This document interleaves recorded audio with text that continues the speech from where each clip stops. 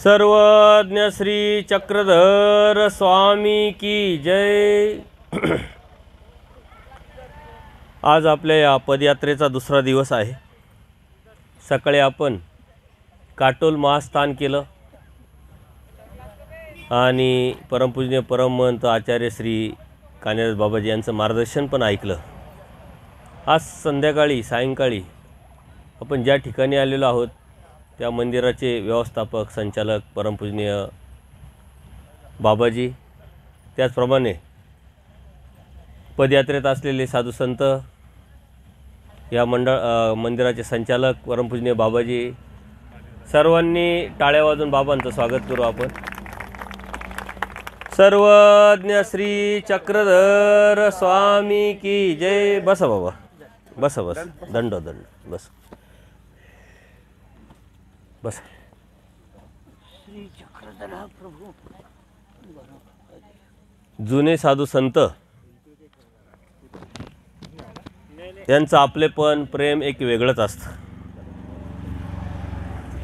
आल्यानंतर ते जाणवतं बाबांकडून तशाच पद्धतीनं स्वागत आणि प्रेमाची भेट मिठी भेटली। खरं म्हणजे तुम्ही आता 40 किलोमीटर चालून आलेले आहात। आमच्यापेक्षा तुमची जास्त त्रास आहे, तकलीफ आहे, आणि तरीही तुमचं ऐकण्याची उत्साह आहे। हे तुमचं वैशिष्ट्य वेगळेपण आहे। आपल्याला देव पाहिजे यासाठी ही धडपड, आणि त्या धडपडीतून, त्या उत्साहातून परमेश्वराच्या प्राप्तीच्या अनुषंगाने टाकलेलं तुमचं एक एक पाऊल, ते पाऊल परमेश्वरापर्यंत आपल्याला घेऊन जाणार आहे। तो आत्मविश्वास तुमच्या मनामध्ये आहे, म्हणून हा त्रास मात्र तुमच्यासाठी काहीच नाही। पदयात्रा सकाळपासून सुरू होते, संध्याकाळी संपते। स्मरण करत, चिंतन करत ही पदयात्रा विशेष ठिकाणी पोहोचते। त्या पदयात्रेचे आयोजक, संयोजक त्यांनी सुंदरपणे आयोजन केलेलं आहे आणि तुम्ही त्यांना सुंदरपणे असा प्रतिसाद देत आहात। ही सारी धडपड आपल्याला देव हवा याच्यासाठी चालू आहे। परमेश्वर पाहिजे आणि सर्वांनाच पाहिजे, परंतु तो कसा मिळेल, कोणत्या पद्धतीने मिळेल, कशा प्रकारे आपल्याला मिळवता येईल, हे तत्वज्ञानात परमेश्वराने जरी सांगितलेलं असलं तरी आपण आता मात्र त्या तत्वज्ञानाच्या अभ्यासातून कोणता मार्ग निवडायचा हे मात्र आपण ठरवायचं असतं। स्वामी श्री चक्रधरांनी अनंत ब्रह्मांडांचे नायक परब्रह्म परमेश्वर या जीवाच्या हिताकारणे, जीवाच्या कल्याणा हिताच्या अनुषंगाने या सृष्टीवरती अवतरले। वाडोवेळी फिरून अधिकारी जीवाला निमित्त करून स्वतःची ओळख देत असताना स्वतःच्याच प्राप्तीचे साधन ज्ञानद्वारे आपल्याला दिलेले आहे, सांगितलेले आहे। आणि त्यासाठी आपल्याला तत्वज्ञानात जावं लागेल, अभ्यासात जाऊन शोधावं लागेल।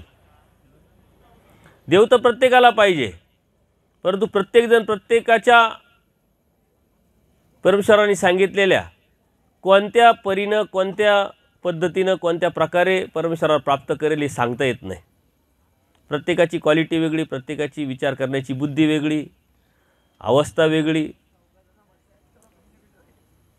ती कॅपॅसिटी अधिकाराच्या अनुषंगाने आपल्या अवस्थेमध्ये बदल करण्याच्या उद्देशाने आपण मात्र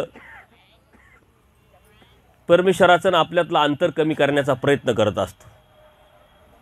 कोणी कशातून, कोणी कशातून, परंतु आपल्याला आता परमेश्वर प्राप्त करायचा आहे तर कशातून प्राप्त करता येईल याची शोधणी आपल्याला करावं लागेल। शाळेत मुलगा 10वीला पास झाल्यानंतर आपण विचार करतो की ह्या मुलाला IAS करावं, IPS करावं, खूप मोठं करावं, परंतु ही आपलं जरी स्वप्न असलं, ही आपली जरी मानसिकता असली, आईवडिलांची जरी इच्छा असली, तरी त्या मुलाच्या कॅपॅसिटीचा विचार करावा लागतो, त्याच्या बुद्धीचा विचार करावा लागतो, त्याच्या मानसिकतेचा विचार करावा लागतो, त्याची आवड निवड याचा विचार करावा लागतो आणि त्यानुसार मग आपण निर्णय घेऊन त्याला त्या फॅकल्टीमध्ये शिक्षण देत असतो. तसंच परमेश्वराने सृष्टी निर्माण केली फक्त आणि फक्त कैवल्यदान देण्यासाठी. आपल्याला बोध दिला आहे फक्त आणि फक्त कैवल्यदान मिळवण्यासाठी. परमेश्वराने अवतार घेऊन वाडीवाडी फिरले आणि तत्त्वज्ञान सांगितले अधिकारी जीवाला निमित्त करून फक्त आणि फक्त परमेश्वराच्या प्राप्तीसाठी. परंतु प्रत्येक जीव या परमेश्वराच्या प्राप्तीपर्यंत जाण्यासाठी जरी धडपडत असला तरी त्याची अवस्था ही मात्र वेगळी असते. आणि शास्त्रामध्ये सुद्धा अनेक पर्याय परमेश्वराने लवचिकपणे आपल्याला दिलेले आहे. धर्म अत्यंत लवचिक आहे, परंतु आपल्याला तो शोधावा लागेल. आपल्यासाठी कोणता रस्ता, आपल्यासाठी आपल्या हितासाठी कशाने आपण उद्धरून जाऊ, कशाने आपलं हित होईल हे मात्र शोधावं लागेल. आणि हे शोधण्यासाठी तुम्हाला शास्त्रात जावं लागेल. लीळाचरित्र आहे, सूत्रपाठ आहे. आपल्या गुरुजनांकडून मार्गदर्शन घेऊन आपल्याला ठरवावं लागेल. आपलं ठरत नाही तोपर्यंत आपल्या अडचणी मात्र कायमच्याच राहतात. आणि ह्या पर्यायातला सर्वात सोपा पर्याय काय आहे, कोणता आहे? कारण जीव हा स्वार्थी आहे. सोप्यातलं सोपं बघतो, अवघडाकडे आपली वाटचाल नसते. भौतिक जगामध्ये सुद्धा आणि आध्यात्मिक जगामध्ये सुद्धा सोपं बघतो जीव, विषय व्यवस्था करू जाणे. आणि म्हणजे सोप्यातलं सोपं काय आहे? पर्याय तर भरपूर आहे. आणि परमेश्वराने प्रत्येकाचा विचार केलेला आहे, सकळ जीवाती चिंती. परमेश्वराला अशी अपेक्षा नाही की विशिष्ट जीवानी मला प्राप्त करावं, कैवल्यदान मिळवावं. म्हणून परमेश्वर प्रत्येकाला बोधाच्याद्वारे परमेश्वराच्या प्राप्तीची संधी देत असतं. आणि जोपर्यंत ही ज्ञानपाळी संपत नाही तोपर्यंत ही सृष्टी चालत असते. ज्यावेळेस शेवटचा जीव ज्ञानपाळीसाठी संपेल, कोणता जीवच आता राहणार नाही, त्यावेळेस मात्र परमेश्वराची सृष्टी साराची प्रवृत्ती होत असते. कारण परमेश्वराच्या सृष्टीचा उद्देशच फक्त जीव उद्धरण आहे. आणि तो उद्देश संपुष्टात आला तर सृष्टी ठेवण्याची आवश्यकता नाही. आणि सृष्टी परमेश्वराशिवाय नाही. सृष्टी आहे याचा अर्थ परमेश्वर पण आहे. परमेश्वर आहे म्हणून सृष्टी आहे. अवतार कार्य चालू आहे, उद्धरण कार्य चालू आहे. आणि आपण या उद्धरण कार्यामध्ये परमेश्वराच्या या मिशनमध्ये सहभागी झालेलो सद्भक्त आपण आता कशाने उद्धरून जाणार आहे? परमेश्वराने प्रत्येकाचा विचार केला आहे, सर्वसामान्यातल्या सामान्य जीवाचा, अत्यंत मोठ्या अधिकारी जीवाचा. सर्वांचा विचार करून परमेश्वराने पर्याय आपल्याला दिलेले आहे. आणि ते पर्याय अनेक जरी असले तरी एक पर्याय मात्र प्रत्येकालाच खुला आहे.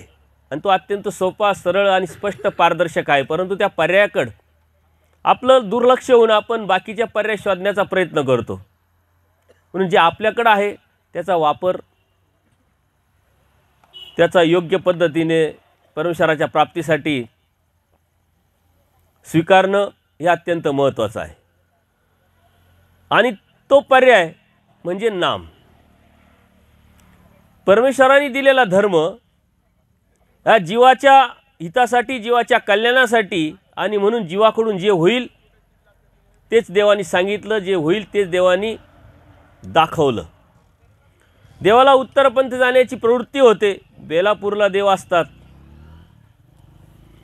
आणि आचार्य समोर बसलेले असतात. देव आचार्यांना सांगतात की असन्निधानाचा आचार धर्म तुम्ही ऐका. अचानक आलेला हा प्रश्न, अचानक आलेला हा आदेश आचार्यांना आश्चर्य करून जातो. आणि अति दुःख होतं का ज्या देवाबरोबर सतत राहून, ज्या देवाने आपल्याला घडवलं मडवलं, ते देव आता आपल्याला असन्निधानाचा आचार सांगता, याचा अर्थ आपल्याला असन्निधान देणार आहे. अत्यंत दुःख होतं. आणि त्या दुःखातच त्यांनी देवाविन काय धर्म असतो काय असं सांगून ऐकण्यासाठी नकार दिला. नकार देतात. देवाला तर प्रवृत्ती झालेली आहे. ज्याप्रमाणे आपणही, आता तुम्ही 7 दिवस आले घराच्या बाहेर, काहींची मुलं घरी आहे, सुना घरी आहे, नातू घरी आहे, नात घरी आहे, कोणाचं काहीच राहणार नाही हे माहीत असूनसुद्धा तुम्ही किती काळजी घेतलेली आहे. मी चालले, वेळेवर उठ, औषध घे, जेवण कर, याला शाळेत घाल, काय कोणाचं कोणाकडून पडत नाही, परंतु आपल्याला ती काळजी वाटते आणि आपण कितीतरी सूचना देऊन घरातून निघालेलो आहे.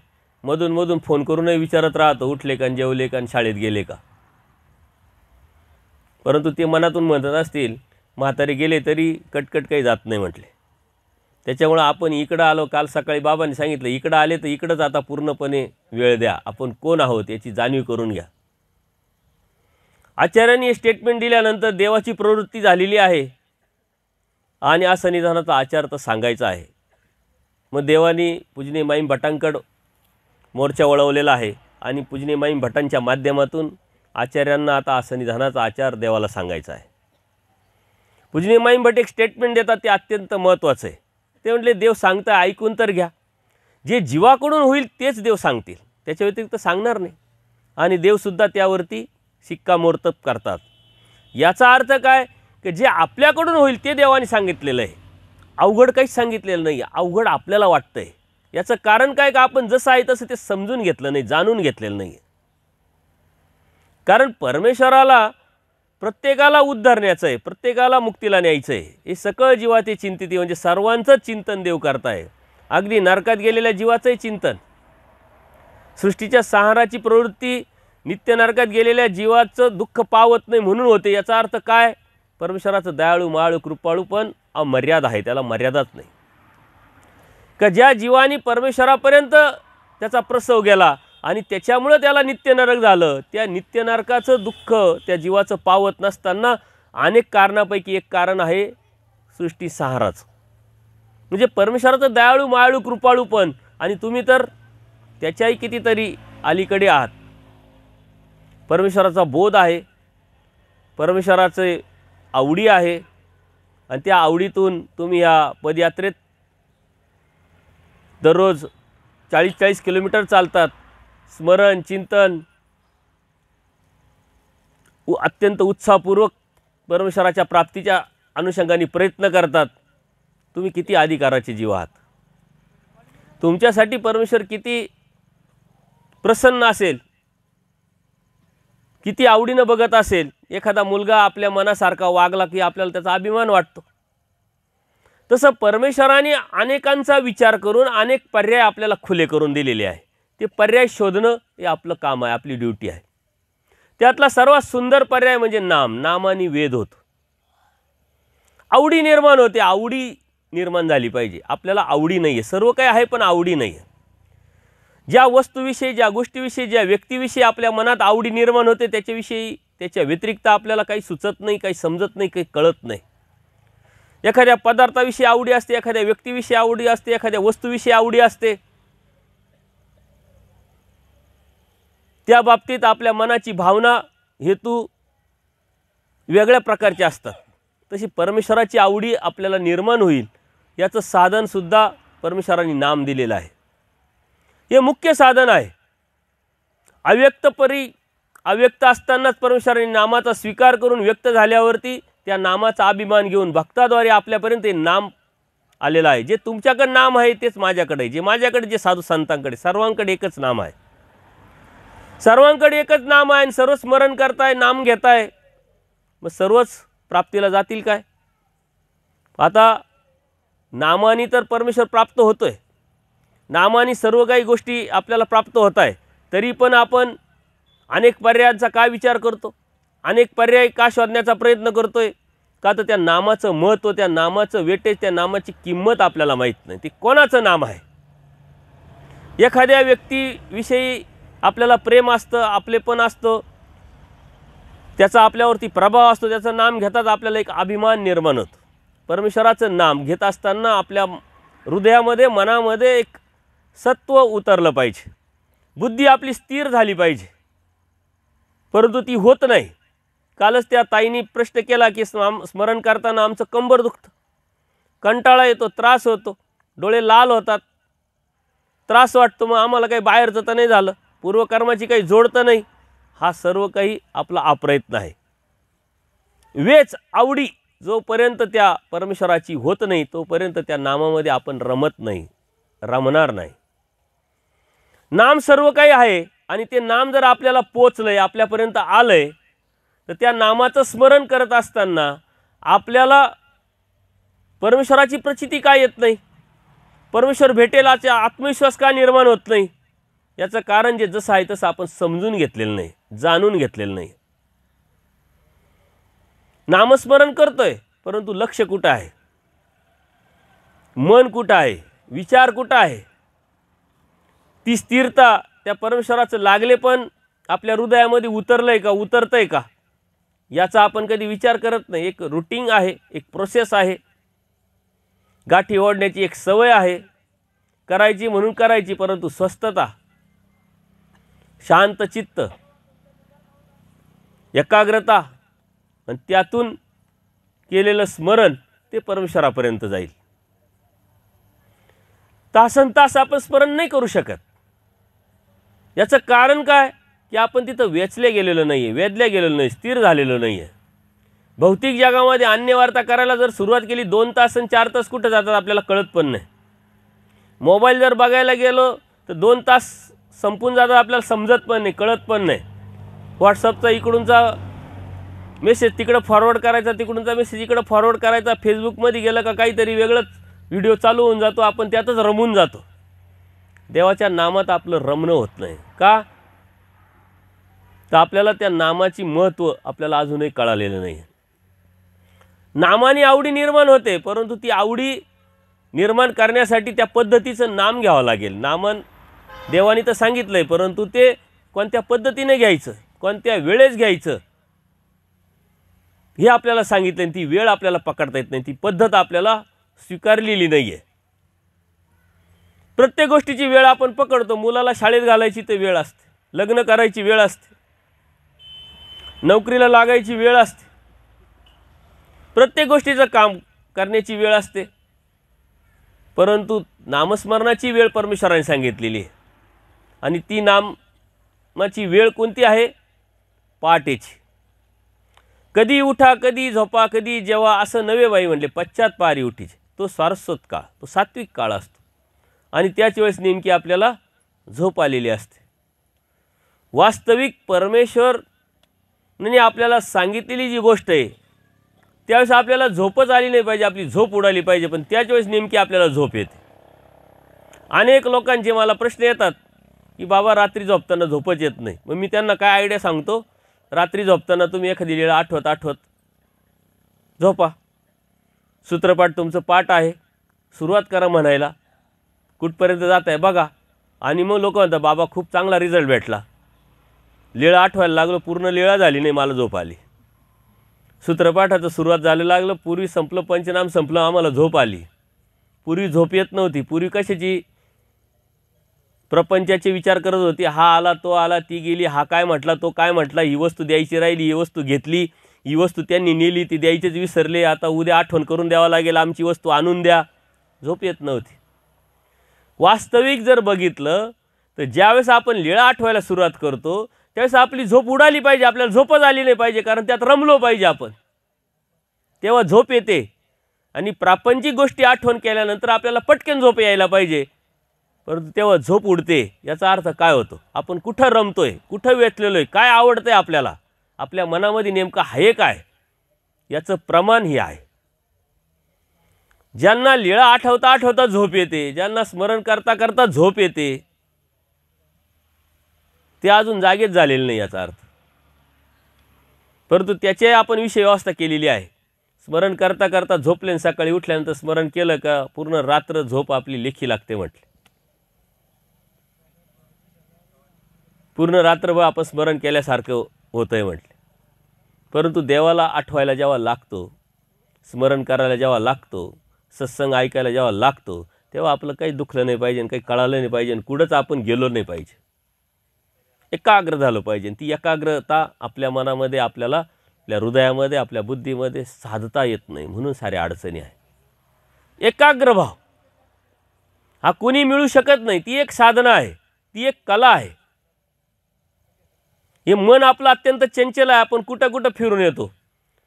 त्याच्यासाठी ज्ञानाची, अभ्यासाची गरज आहे. धर्म काय आहे, तत्वज्ञान काय आहे, परमेश्वर कोण आहे, त्याने आपल्यासाठी काय उपद्व्याप केलेला आहे, किती त्रास घेतलेला आहे, याची जाणीव जेव्हा होते तेव्हा आपोआपच आपल्याला त्याविषयी एक आवडी निर्माण होते. चांगदेव नावाचे भक्त असतात, लहान मुलगा असतो, देवाच्या सन्निधानात असतात, देवाची आवडी असते. त्यांची आई आजारी असते. काही महाजन देवाला भेटायला येतात आणि सांगतात की यांची आई आजारी आहे, आठवण करताय, याला तुम्ही पाठवा भेटायला. त्याला जायची इच्छा नसते, पण देव स्वतः सांगतात की चांगदेवा आईला भेटायला जा. परंतु हा आदेश देताना, ही परवानगी देताना देवाला सुद्धा काळजी वाटली आहे. देव त्याच्या खांद्यावरती हात टाकतात, आपलं श्रीकर टाकतात आणि सांगतात की बाळा तू चाललाय पण आम्हाला विसरणार तर नाही.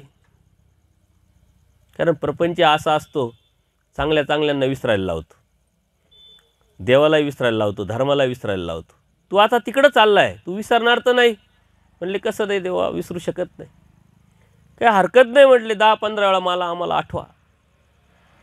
नाही 10-15 वेळा आठवता आलं तर 5-10 वेळा आठवा, नाही 5-10 वेळा आठवता आलं तर 1-2 वेळा तरी आठवा. पण दिवस वंदे जाऊ देऊ नका, दिवस वाया जाऊ देऊ नका.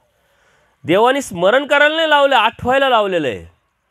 एखादी व्यक्ती आपल्यापासून दूर गेल्यानंतर त्याची जेव्हा आठवण येते ना, तेव्हा आपल्या डोळ्यात पाणी येतं. आपण सद्गत होतो, आपण स्थिर होऊन जातो, आपण स्मरण करतो, पण देवाला आठवत नाही. देवाला जेव्हा आठवायला लागेल तेव्हा मात्र तुम्हाला काही त्रास होणार नाही. आपण स्मरण करतो, देवाला आठवलं पाहिजे. देव आजही कोणत्या तरी प्रांती आहे, कोणत्या तरी अवसरी आहे, कुठंतरी देवाचा उद्धार कार्य चालू आहे. औसा माता वेदवंत होत्या, आवडी होत्या, पण तमतम हा स्वभाव, कधीतरी काहीतरी व्हायचं आणि देवावर रागून त्या निघून जायच्या.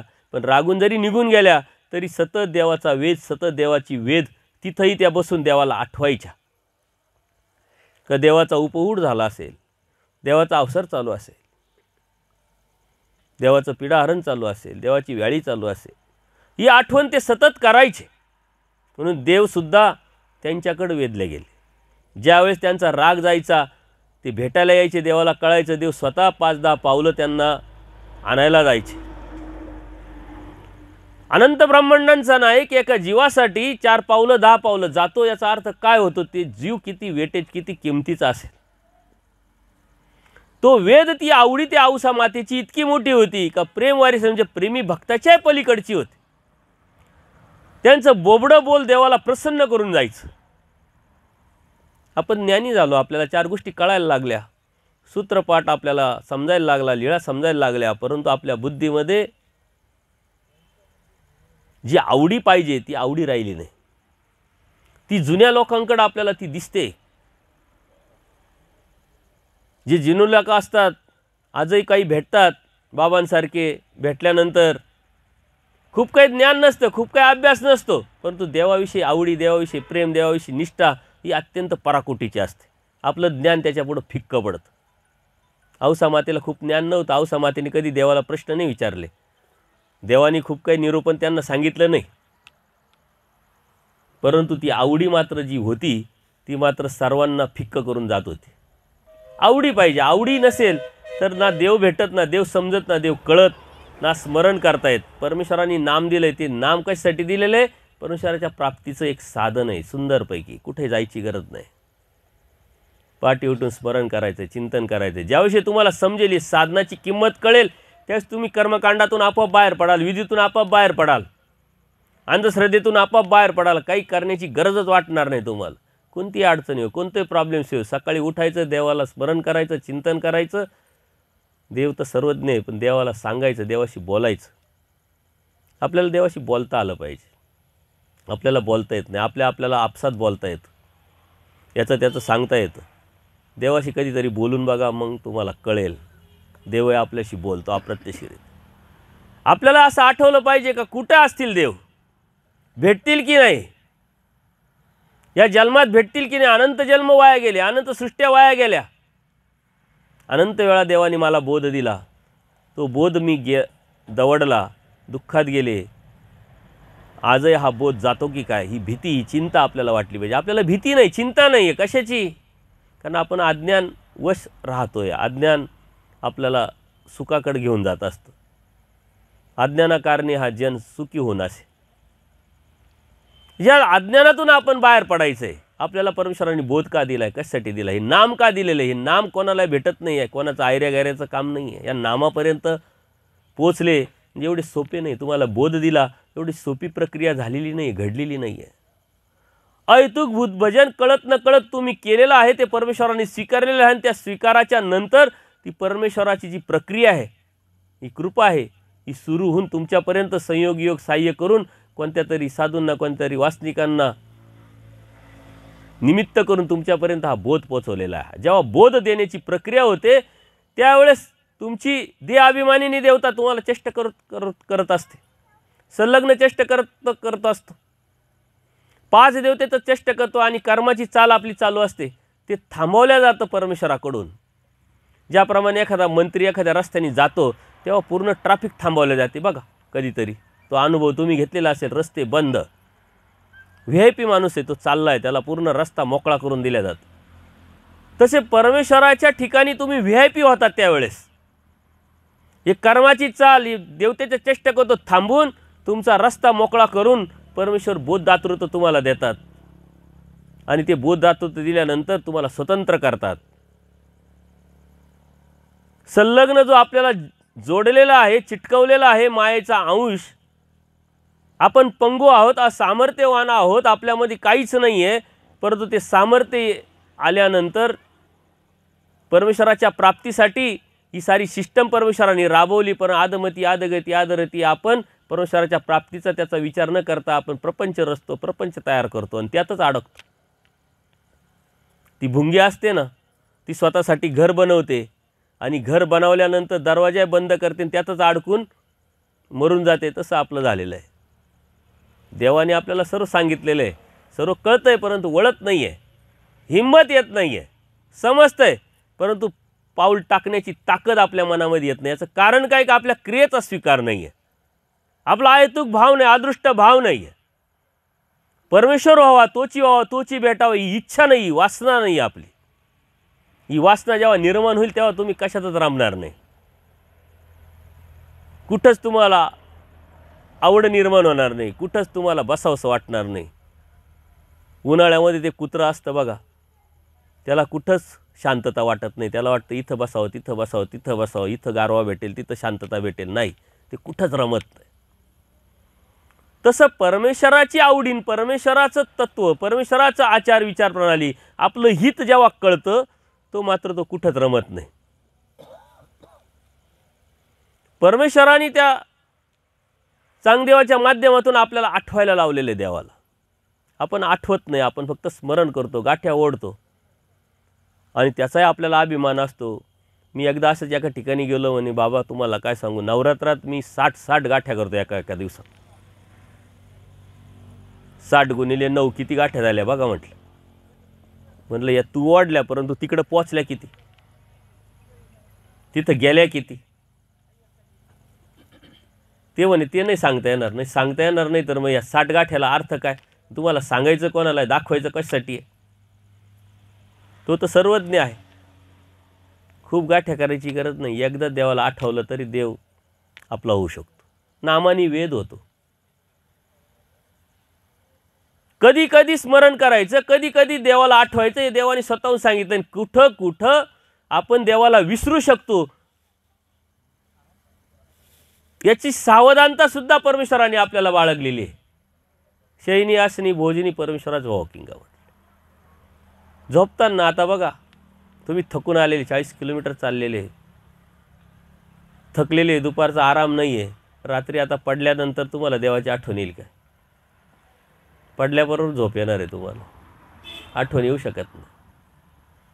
दुपारच्या वेळेस थकले बसले आठवण येत नाही, जेवणाच्या वेळेस भुकेले आठवण येत नाही. परमेश्वराने सांगितलं तिथं मला आठवलं पाहिजे आणि तिथंच नेमकं आपण विसरतो. जर आपल्याला देवाची आवडी असेल तर आपण कधीच विसरलो नाही पाहिजे. पण निदान या 3 गोष्टीच्या वेळेस तरी आपण देवाला विसरलो नाही पाहिजे. आणि असं होतं कधी कधी, अनेक वेळा होतं. ते सावधानतेने आपल्याला त्यावरती कंट्रोल करावं लागेल, ती सवय लावावं लागेल. आपल्या इंद्रियाला, आपल्या मनाला, आपल्या बुद्धीला ती एकाग्र भाव निर्माण करावा लागेल. तेव्हा त्यावेळेस आपण ते आठवणार आहे. आणि ह्याच नामाने बोध पण होतो. बोधाच्या गोष्टी आपण बोध परमेश्वराने तर आपल्याला दिलेला आहे. परंतु बोध म्हणजे जाणीव, बोध म्हणजे ज्ञान. ज्ञान कशाचं? जीव, देवता, प्रपंच आणि परमेश्वर हे अनादीचे व नित्य 4 पदार्थ आहे. त्याचं कार्यकारण स्वरूप लक्षण, मी कोण आहे, कुठं होतो, कोणी काढलं, कशासाठी आलो, आल्यानंतर आता मी काय करायचं आणि त्या करण्यातून मला काय मिळणार आहे, ही जाणीव, हे ज्ञान आपल्याला जर झालं तर आपण त्या रस्त्यावरती दमदारपणे पावलं टाकून एक एक पावलं टाकत परमेश्वराचं आपल्यातलं अंतर आपण कमी करू, कमी होऊ शकतं. म्हणजे नाम हे आपल्याला सर्वात सुंदर असं साधन परमेश्वराने दिलेले. साधनं भरपूर आहे, पर्याय भरपूर आहे. कोणते कोणते पर्याय आपण बघणार आहोत. कोणत्या पर्यायातून आपल्याला सोपा पर्याय वाटतो आणि तो परमेश्वराच्या प्राप्तीपर्यंत घेऊन जाऊ शकतो, याचा आत्मविश्वास निर्माण करायचा आहे आपल्याला. आपल्या मनातली भीती, न्यूनगंड, गैरसमज काढून टाकायचे, विकल्प आपल्या डोक्यातून काढून टाकायचे, घाण आपल्या डोक्यातून काढून टाकायचे. कारण देवाला सुपीक जमीन पाहिजे, योग्य जीव पाहिजे. आणि आपल्याकडे दोन्ही घेण्याची ताकद आहे. संत आणि असंत दोन्ही सामुग्र्या आपण घेत राहतो. आपण बोलतानाही घेतो, विचार करतानाही घेतो, कर्म करतानाही घेतच राहतो. सारखं घेण्याचा पर्याय आपले खुले आहे, आपण घेतच राहतो. ज्या नामाने बोध होणार आहे ते नाम आपल्याला घेण्याची सवय नसते. सकाळी उठून स्मरण करायचं, पहाटेचं स्मरण खूप काही देऊन जातं. अर्धा तास करा, 1 तास करा, 15 मिनटं करा, पण करा. ती सवय आपल्याला लागली पाहिजे. तो वेळ तुम्ही वाढवू शकता. ते स्मरण परमेश्वरापर्यंत तुमचं जोडून दिल्या जाईल. तो ब्रिज आहे परमेश्वराच्या पर्यंत आपल्याला घेऊन जाण्याचा. म्हणून पहाटेचं स्मरण करायची. ती वेळ परमेश्वराने स्वतः सांगितलेली आहे. ती वेळ परमेश्वराने सांगून आपल्याला स्पष्ट आणि पारदर्शकपणे सांगितलेलं आहे का मी कधी तुझ्या हृदयात येईल. 5वं ते निरंतर स्मरण करायला लावलंय. निरंतर स्मरण करण्याचा उद्देश वेगळा आहे. आपण कर्म करत राहतो. या कर्मात करत असताना परमेश्वराला आपल्याला परमेश्वराचा विसर पडू नये. त्या कर्मामध्ये आपण गुंतू नये. त्या कर्माने आपलं कळत न कळत एखादं असतं कर्म घडू नये की ज्यातून हजारो वर्ष आपल्याला निस्तारायला लागतील. म्हणून निरंतर स्मरण. परंतु परमेश्वर प्राप्तीचं स्मरण हे पहाटेचं स्मरण करायचं आहे. पण फक्त गाठी वाढायची आहे का? फक्त नामं घ्यायची आहे का? मनातले मनात फक्त त्याचं चिंतन करायचं आहे का? नाही. देवाने सिस्टम पण सांगितली. नाम, लीळा, मूर्ती, चेष्टा. लीळा आठवायची, लीळा माहिती पाहिजे आपल्याला. त्या लीळेत आपण गुंतलो पाहिजे, त्या लीळेत रमलो पाहिजे. ती लीळा आपल्या संदर्भात का झाली नाही, का होऊ शकत नाही, मी तिथं का नव्हतो, याचं दुःख आपल्याला असलं पाहिजे. दुःख आपल्याला होत नाही. आपण सहजच म्हणतो 850 वर्ष झाली देव उत्तरापंथाला गेले, त्याचं दुःख नाही आपल्याला.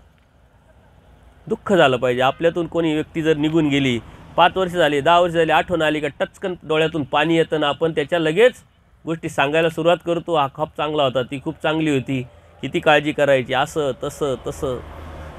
देव 800 वर्ष गेले, कधी आपण बोललोय माझे देव कसे होते? देवाविषयी बोललोय, धर्माविषयी बोललोय? नाही. आपल्या चर्चा, गप्पा प्रपंचाच्या असतात, त्याच्या असतात. तुम्ही इथं आले आणि तरी जरी तुम्ही प्रपंचाच्या गप्पा करत असेल तर तिथं येण्याला अर्थ काय राहिला? कुठं रमायचं हे ज्ञानावरती, या जाणीवेवरती अवलंबून असतं. आणि नामाने बोध होतो. बोध म्हणजे जाणीव. ती जाणीव आपल्या बुद्धीला, आपल्या हृदयाला टच करते, स्पर्श करते. ज्यावेळेस त्या नामामध्ये आपण अडकतो त्यावेळेस आपण सर्व याला विसरतो असतो, विसरून गेलेलो असतो. आपल्या आजूबाजूला कोण आहे, आपण कुठं आहे, काय आहे, आपलं विसरणं आपल्याला झालं पाहिजे. आपण आपल्याला विसरत नाही. आणि आपण आपल्याला विसरत नाही म्हणून साऱ्या अडचणी येतात, सर्व प्रॉब्लेम्स येतात. आपण आपल्याला विसरलो पाहिजे. का? जीव हा एका वेळेस एकच करल. ज्या अर्थी तुम्ही परमेश्वराला आठवताय त्या अर्थी तुम्हाला विसरलेले पाहिजे. कारण जीव हा एका वेळेस एकाच ठिकाणी राहतो. हा जीवाचा धर्म आहे. हा सिद्धांत परमेश्वराने सांगितलेला आहे. स्मरण करता करता बऱ्याच गोष्टी जर तुम्हाला आठवत असेल तर तुम्ही त्या सिद्धांतात बसत नाही. परमेश्वराला आठवत असेल आणि बाकीचं सारं विसरत असेल तर त्या सिद्धांतात, त्या धर्मात तुम्ही बसताय. आणि विसरले तर मग आपले इंद्रिय, आपलं शरीर आपलं डोकं, आपली बुद्धी सर्व स्टॉप झालेली याचा अर्थ डोक्यात विचार नाही, पाय दुखताय, कंबर दुखतंय, आपल्या मनात नाही कोणता विचार येणार नाही, आजूला कोण गेलं, बाजूला कोण गेलं, तर आपल्याला त्याची जाणीवसुद्धा होत नाही, स्पर्शसुद्धा होत नाही. पण होतो आपल्याला स्पर्श, कळतं, आपले डोळे उघडे असतात, गाठी ओढत असते, याचं काम सांगत असतो, त्याचं काम सांगत असतो, काही तर फोनवरती काही बघतही स्मरण करतात, टी व्ही मालिका पाहता स्मरण करतात. आम्ही करतो ना स्मरण, किती गाठ्या, 5 गाठ्या, 4 गाठ्या, 2 गाठ्या, किती केल्याला महत्त्व नाही, कशा केल्याला महत्त्व. तुम्ही या धर्मामध्ये किती दिवस झाले याला काही महत्त्व नाही, कसे झाले याला महत्त्व आहे. तुम्ही धार्मिकता खूप करता याला महत्त्व नाही, ती कशी करता याला खूप मोठं महत्त्व आहे. थोडी करा, अचूकपणे करा, ज्ञानवाचक करा, समजून उमजून मग करा. त्यावेळेस परमेश्वराच्या प्राप्तीचा जो उद्देश आपला सफल होईल, परमेश्वराच्या सृष्टी रचनेचा, बोध देण्याचा, अवतार कार्याचा उद्देश सफल होईल. देवाने हे का दिलं आहे, कशासाठी दिलं आहे. बरं, जे आज आपण रमतोय हे आजच करतोय का, इथून पाठीमागे अनेक वेळा केलं. मागच्या वेळेस कर्म फळाच्या अनुषंगाने वेगळे नातेवाईक होते, वेगळे माणसं होते, आज वेगळे आहे, उद्या आणखीन वेगळे राहणार आहे, चालूच राहणार आहे राटगड. यातून जर बाहेर पडायचं तर परमेश्वराने सुंदर असा उपाय आपल्याला दिलेला आहे, तोच नामस्मरणाचा. नामे वेद, नामे बोध, नामे साह्य. साह्यता होती, कशाची साह्यता होती, कोणत्याही गोष्टीची साह्यता. सर्वात सुंदर उपाय दिलेला आहे. एकदा का नामे साह्य ही गोष्ट जर तुम्ही समजून घेतली तर तुम्हाला कोणतेही कर्मकांड करायची गरज नाही. तुम्हाला थोडं काही झालं का लगेच उठले, चालले स्थानावरती, विडे व्हायला, खेती करायला, पंचावतार उपार करायला, ज्योतिषशास्त्र पाहायला, वास्तुशास्त्र पाहायला, कर्मकांड करायला चालले. जर नामाने साह्य होतं हे देव म्हणताय, दुसऱ्या गोष्टीनं साह्य होणार नाही. हे याचा अर्थ प्रत्येकाने परमेश्वरांनी सांगितलंय, नामाने साह्य होतंय, दुसऱ्या गोष्टीने साह्य नाही होणार आहे. कुठं सकाळी स्मरण करा, देवाला सांगा जे बी आहे ते, बाकी दुसरं काही करायची गरजच नाही आहे. परंतु आपण समजून घेतलेलं नाही, जाणून घेतलेलं नाही आहे. आणि जाणून न घेता जर प्रवास करत असेल तर तो दिशाहीन प्रवास. तुम्ही किती दिवस चालले तर याला काही महत्त्व नाही आहे. चालण्याला महत्त्व नाही, त्या दिशेच्या अनुषंगाने चालण्याला महत्त्व आहे.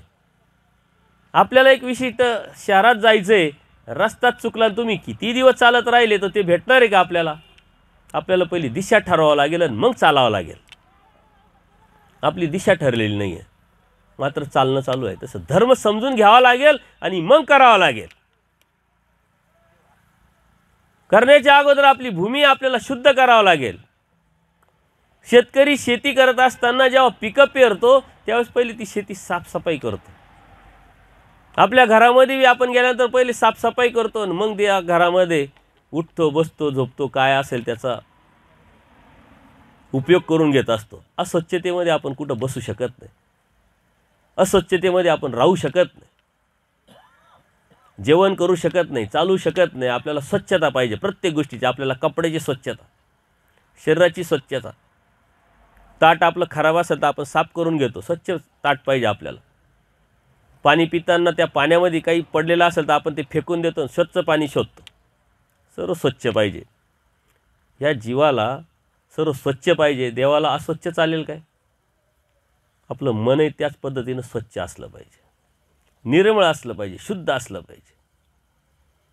मन निर्मळ करणं म्हणजे काय, त्याचा काही साबण नाही आहे, त्याचं काही विशिष्ट डेटॉल नाही आहे का हे केल्यानंतर हे होईल आणि ते केल्यानंतर ते होईल. नाही, ती विचारावरती अवलंबून आहे. ते विचार बदलण्यावरती अवलंबून, आपल्या दृष्टीवरती अवलंबून आहे. दुसऱ्याविषयी चांगला विचार करणं, चांगलं चिंतन करणं, स्वामी श्री चक्रांचा परिवार म्हणून आत्मीयता ठेवणं, आपलेपण करणं, प्रेम ठेवणं, ही शुद्धतेकडे नेण्याची एक प्रक्रिया आहे.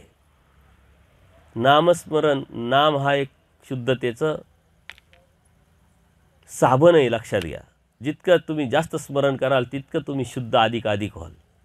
ती उजळता निर्माण होईल, आवडी निर्माण होईल, वेद निर्माण होईल. त्याच्याशिवाय तुम्हाला कुठं रमणार नाही, त्याच्याशिवाय काही आवडी होणार नाही आणि त्याच्याशिवाय तुम्हाला काही करण्याची इच्छा पण होणार नाही.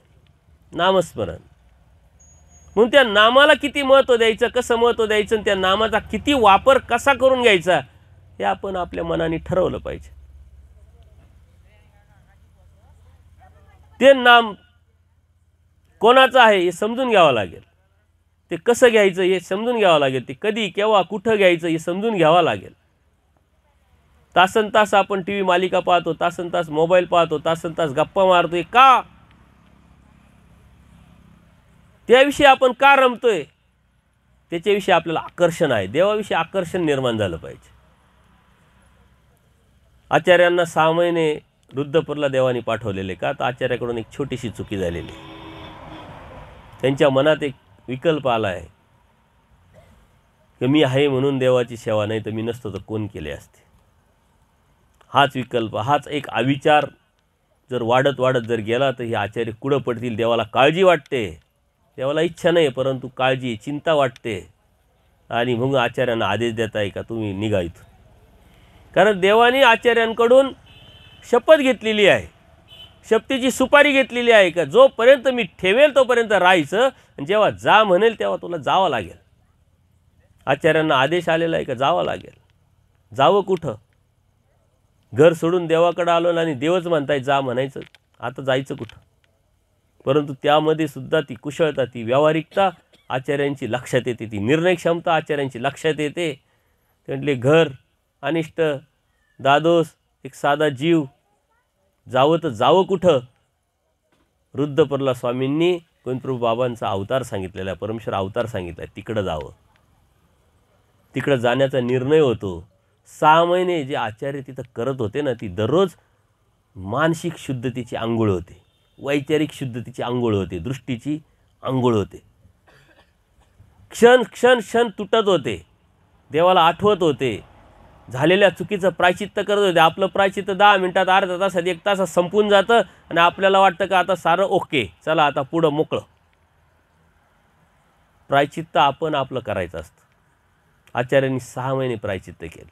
आचार्यांची योग्यता ना आपल्या योग्यतेत बराबरी होऊ शकत नाही. त्यांच्या पायाच्या धुळीची लायकीसुद्धा नाही आपली. त्यांनी 6 महिने प्रायचित्त केलं. आपल्याला आयुष्यभर प्रायचित्त करावं लागेल तरी ते आपण स्वच्छ होऊ शकत. आचार्यांनी 6 महिने प्रायचित्त केलं आहे. देव पण जे भक्त यायचे, निरोप द्यायचे का जे ब्राह्मण आहे तिथं त्यांना म्हणा तिथंच थांबा. त्यांना वाटलं 2 महिने, 4 महिने, 6 महिने, 1 दिवस, 4 दिवस, 8 दिवस येईल निरोप देवाचा, बोलवतील. पण जसजसा वेळ जायला लागला तसतसं त्यांची मनाची मानसिकता बदलली ना. आता देव आपल्याला बोलवत नाही, आपल्याला आता सन्निधान नाही. आणि जेव्हा अति उत्कंठ इच्छा होते आणि जाण्याची वेळ होते, भक्त सांगतात का ते ब्राह्मण आता 2-4 दिवसाचेच इतके आशक्त झालेले, आणि मग देव निरोप देतात की आता जसे आहे तसे तुम्ही या, आम्ही तुम्हाला भेटीची उत्सुकता आहे, आम्ही भेटीची इच्छा आहे, आम्हाला आता वाटते तुम्हाला भेटावं. आदेश देतात देव, पहिले त्यांना निरोप द्या, नंतर गोविंदप्रभू बाबांना भेटा. इतकी देवाला उत्कटता निर्माण झाली ना. हा आदेश येताच 2-3 दिवसात एवढे आशक्त झाले, गेलेले जाणारे आचार्य यांना हत्तीचं बळ येतं. ते उठतात, अहोरात्र चालतात, झोपत नाही, उभ्यानीच फांदी पकडून झोपतात, उभ्यानीच भिक्षा मागतात, उभ्यानीच खातात आणि देवापर्यंत येतात. ही काय आवडी आहे? कशाची आवडी, कशाचा वेध आहे? ती जाणीव त्यांना झालेली आहे. आपल्याला आपल्या चुकांची जाणीव होत नाही म्हणून देवाची आवडी नाही आहे, देवाकडे जाण्याची इच्छा नाही आहे. ज्यावेळेस तुमच्या चुकांची आवडी, तुमच्या चुकांची जाणीव तुम्हाला होईल त्यावेळेस तुम्हाला 40 काय 50 काय 100 किलोमीटर काय काहीच वाटणार नाही. कारण तुम्ही तुम्हाला विसरलेले, ते सतत चिंतन आहे, तुमचं प्रायचित्त चालू आहे की अनंत जन्मात अनंत सुट्टीत कशासाठी फिरलो, कशासाठी हे शरीर झिजवलं, थकवलं. आज देवासाठी आम्ही थकायला लागलो, दुखायला लागलं, आम्हाला प्रॉब्लेम यायला लागले, अडचणी यायला लागल्या. हा कर्मनाश आमचा त्यातून होणार आहे. ही जाणीव ज्यांना आहे ना तेच करू शकतात. नरेंद्र दादा तर बिगर चप्पलचे, बिगर शूजचे चालताय. मला तर आश्चर्य वाटलं, मी सकाळी पाहिलं, म्हणले हा बिगर शूजचेच चालताय. जाणीव आहे, पूर्ण कुटुंबासहित आलेले. जाणीव आहे, कोण आहे कुटुंबासहित आलेलं? तर आपण कुटुंब ठेवून गेलो आहे आणि त्याच्यातही फोनाफोनी चालू आहे, काळजी करतो आहे. जाणीवेशिवाय या गोष्टी होत नाही. आवडी जाणीवेशिवाय प्राप्त होत नाही. आचार्यांना आवडी आहे, परंतु त्यानंतर जे आचार्य शुद्ध झाले, क्लीन झाले, आचार्यांनी परत एकही कळत न कळत सुद्धा चुकी केलेली नाही आहे. कळत न कळतसुद्धा, कारण त्यांना माहिती एक चुकी किती महागात पडली.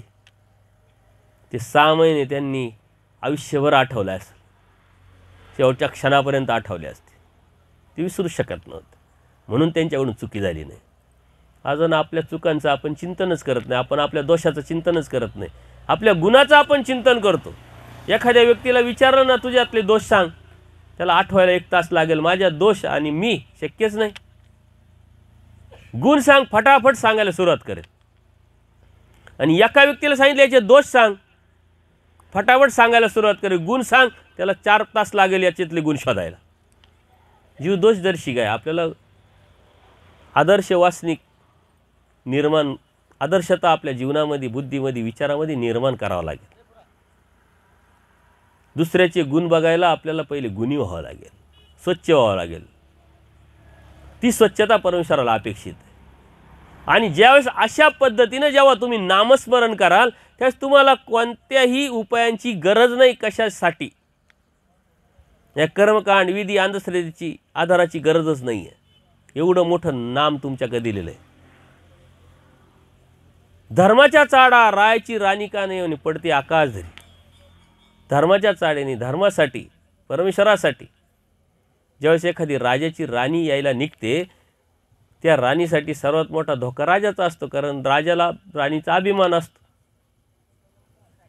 त्याला ती जाणीव नसते, तो जाऊ देऊ शकत नाही. परंतु त्या राजाला सुद्धा थोपवण्याचं काम धर्म करत असतो. पण तो धर्म त्या पद्धतीनं, त्या हेतूने, त्या शुद्धतेने तुम्ही घ्यायला सुरुवात केली तर पडते आकाश. म्हणजे एवढं मोठं संकटसुद्धा त्या नामाने जर तरणार आहे, तर बाकीच्या काही गोष्टीची गरज आहे का? नाम तर तुमच्याकडे आहेच,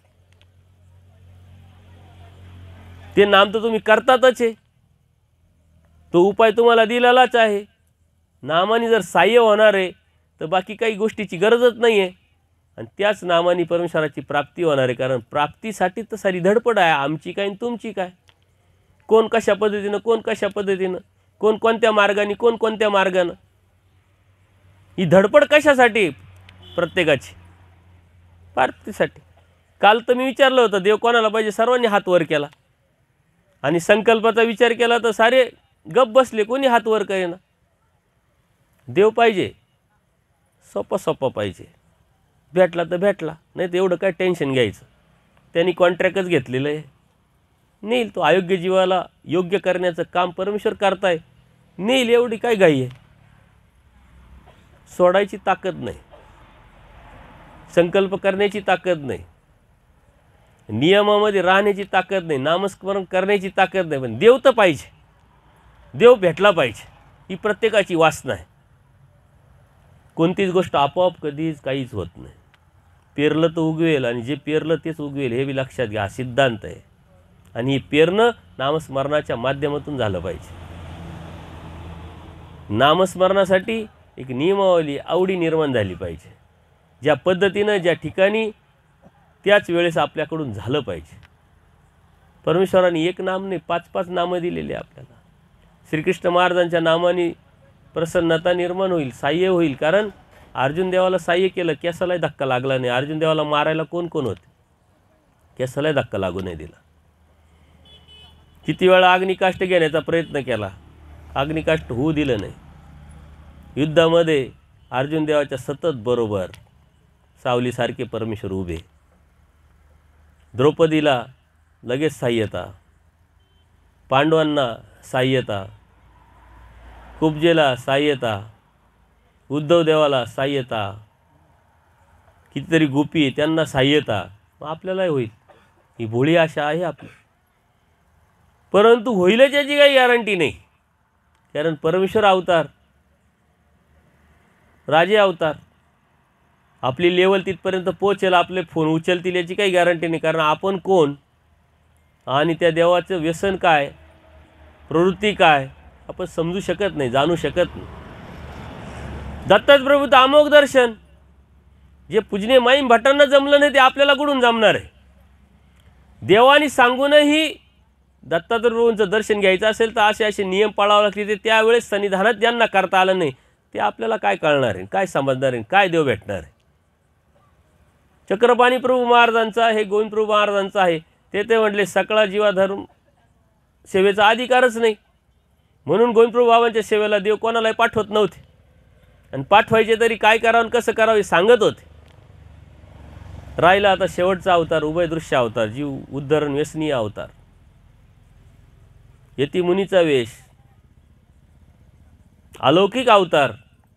त्या नामाचं निरंतर स्मरण आपल्याला देवानी सांगितलं आहे. आणि ते नाम आपल्याकडं असताना सुद्धा जर आपण इकडं तिकडं फिरत असेल तर त्या नामाचं किती महत्त्व आहे आपल्याला, ते नाम किती कळालं, तो देव किती कळाला, देव किती समजला, देव किती उमागला. म्हणून या गोष्टी आपण लक्षात घेतल्या पाहिजे.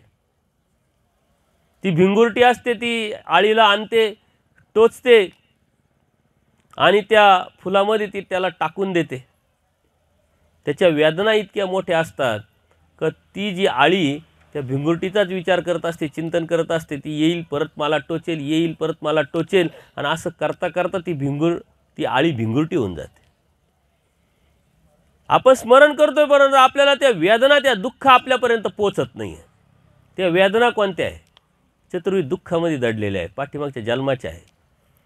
कधीतरी कुत्र्याला बघितल्यानंतर, मांजरीला बघितल्यानंतर, गाईला बघितल्यानंतर, बैलाला बघितल्यानंतर आपल्याला जाणवलं पाहिजे का कधीतरी आम्ही इथं होतो, याच्यात होतो, किती दुःख आहे. झाडा झुडपांक बघितल्यानंतर आपल्या लक्षात कधीतरी स्थावर नरकात होतो, किती दुःख आहे.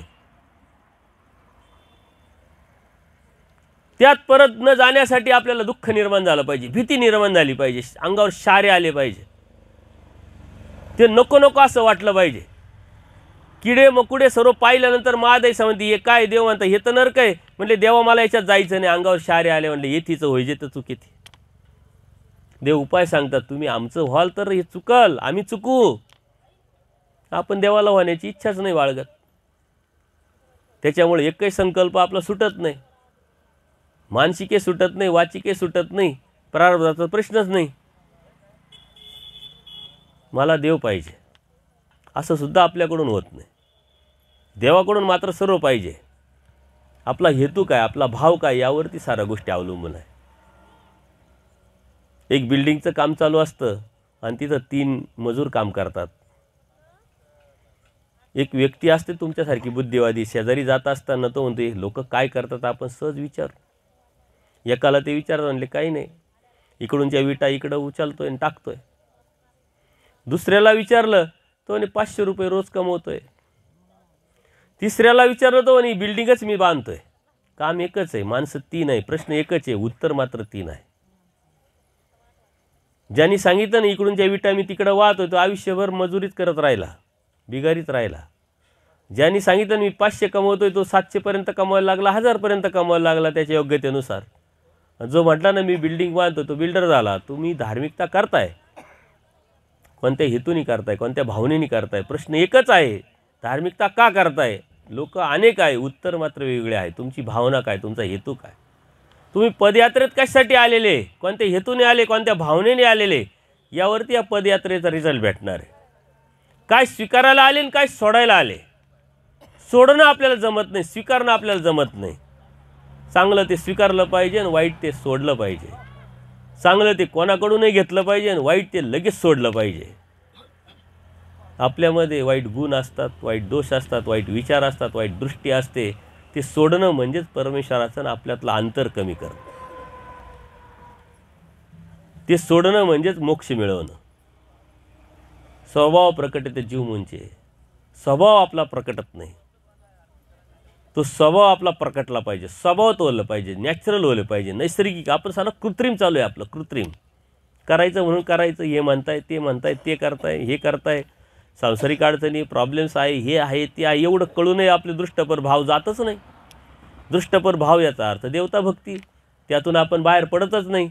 बरं आपल्या हातात काहीच नाही, कर्मवश सारं आपल्याला भेटतंय. कानाशीच्या ब्राह्मणाच्या लीळेतून आपल्याला देवाने सांगितलेलं आहे, परंतु तरी तो आपण त्यातून निघत नाही. मी काल सांगितलं, ज्या स्थानावरती जी लीळा घडली त्या स्थानावरती ते मिळवायला आपण जाऊन विडा वाहतो.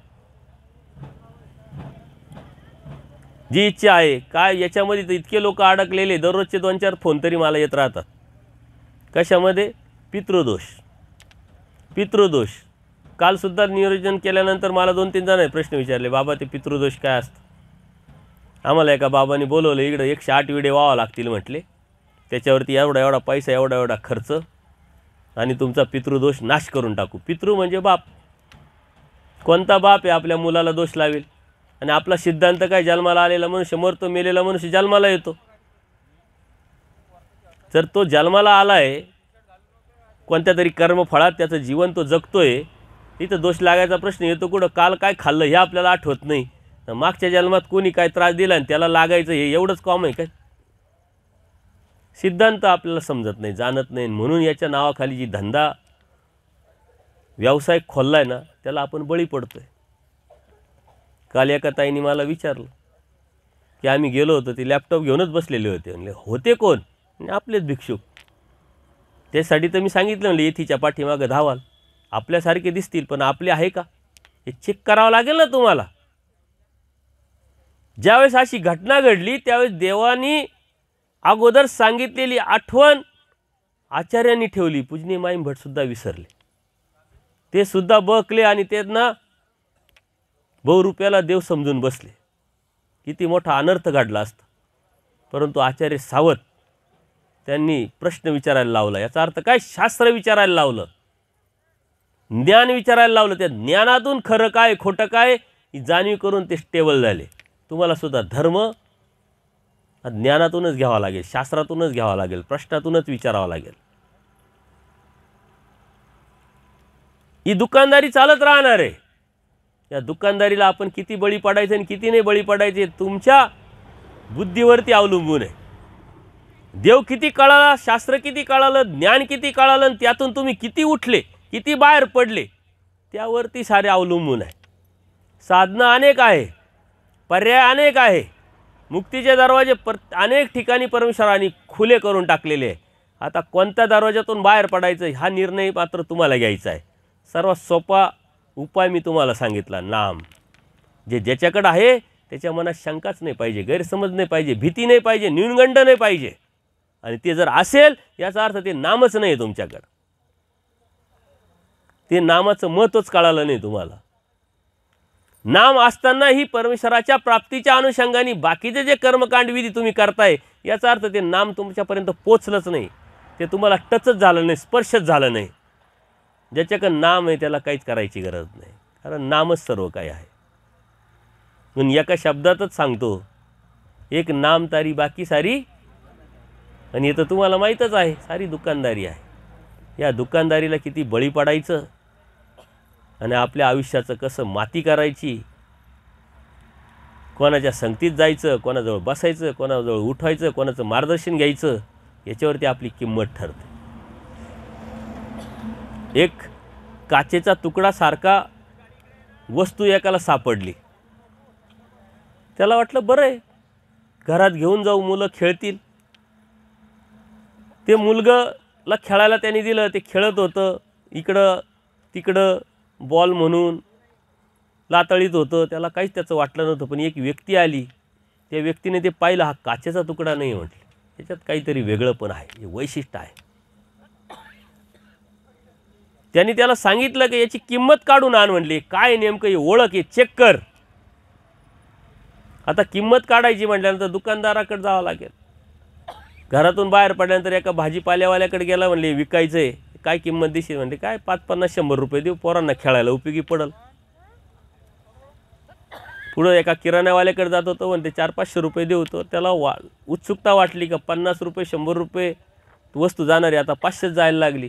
एका सोनाराकडे गेला, तो म्हणे 50,000 दिला. अरे बापरे, 500चे डायरेक्ट 50,000. म्हणजे जवाहीर, हिरे, माणिक, मोती जाणते जे लोक आहेत त्यांच्याकडे गेल्यानंतर अरे हा तर अनमोल हिरा आहे म्हणे, याची किंमतच होत नाही. काचेच्या तुकड्यासारखा दिसतोय पण तो काचेचा तुकडा नाही, तो हिरा आहे. परमेश्वराने हिरा तुम्हाला समजून ज्ञान दिलं आहे, बोध दिलेला आहे. परंतु आपण कोणाच्या संपर्कात आहे त्याच्यानुसार आपली किंमत ठरते. भाजीपालेवाल्याकडे गेला तर तो तशीच किंमत करणार आहे आपली, किराण्यावाल्याकडे गेला तर तेवढीच किंमत करणार आहे, सोनाराकडे गेला तर तेवढीच किंमत करणार आहे. ज्याला जाणीव आहे, ज्याला धर्म कळतो, ज्याला समजतो, तोच समजेला स्वामी श्री चक्रांचा परिवार. याचं वेटेज काय? भक्ताची थोरी देव जाणे, परमेश्वर समजतात कोणाची काय योग्यता, कोणाची काय पात्रता, काहीच सांगू शकत. म्हणून आपले पण आपल्या मनामध्ये असलं पाहिजे. हृदयमध्ये जो आनंद आहे, प्रेम आहे, ते अशा पद्धतीनं एक निरागस पद्धतीनं आपलं असलं पाहिजे. आपण एकामेकाला भेटल्यानंतर आपल्या एकामेकाविषयी प्रेमच नसतं, आपलेपणच नसतं. आले काय आणि गेले काय, चालले काय, काय फरक पडतो. पण इथेचा नामधारक किती मोठा आहे एका वचनात देवाने सांगितलेलं आहे. चैतन्य देवतेचा जो विद्यावंत आहे त्याला जी स्वस्थता नाही ती इथेच्या नामधारकाला स्वस्थता आहे. साध्या नामधारकाला का ज्यांनी जीव देवता प्रपंच परमश्री याचं कार्यकारण स्वरूप लक्षणसुद्धा अभ्यासलेलं नाही त्याला सुद्धा स्वस्थता आहे. आणि तुम्ही अभ्यास करताय, सूत्रपाठाचा लीळाचरित्रात जाताय, तरी तुम्ही अस्वस्थ असाल तर मग ते नामधारकाच्या खालच्या लेवलचे आपण स्थिर असलं पाहिजे, एकाग्र असलं पाहिजे. आपला चेहरा सतत उत्साहित असला पाहिजे, आनंदित असला पाहिजे. कारण देवाचे ना आपली डायरेक्ट कॉन्टॅक्ट आहे. एखाद्या आमदाराचे कॉन्टॅक्ट असले तरी आपण आपली छाती किती फुगलेली राहते. आपण म्हणतो बोलायचंच नाही, डायरेक्ट कॉन्टॅक्ट आहे आमच्या आमदाराशी. इथं कोणाशी कॉन्टॅक्ट आहे तुमचे? जो अनंत ब्रह्मांडांचा नायक त्याच्याशी डायरेक्ट कॉन्टॅक्ट आहे. फोन करत चला देवाला, कधीतरी लागेल फोन. बोलत चला देवाला, काहीतरी रिस्पॉन्स भेटेल, काहीतरी मिस कॉल देत चला, म्हणजे आठवत चला. हे आठवणं जर घडलं तर नक्कीच तुम्हाला या देवाच्या प्राप्तीचा ह्या उपायाची किंमत कळेल आणि परमेश्वराच्या प्राप्तीपर्यंत आपण जाऊयात. कोणत्याही प्रकारची शंका नाही. यावरती तुम्हाला काही प्रश्न असतील तर तुम्ही विचारू शकता. यानंतर बाबाही आपल्याला मार्गदर्शन करणार आहे. सर्वज्ञ श्री चक्रधर स्वामी की दंडवत हो.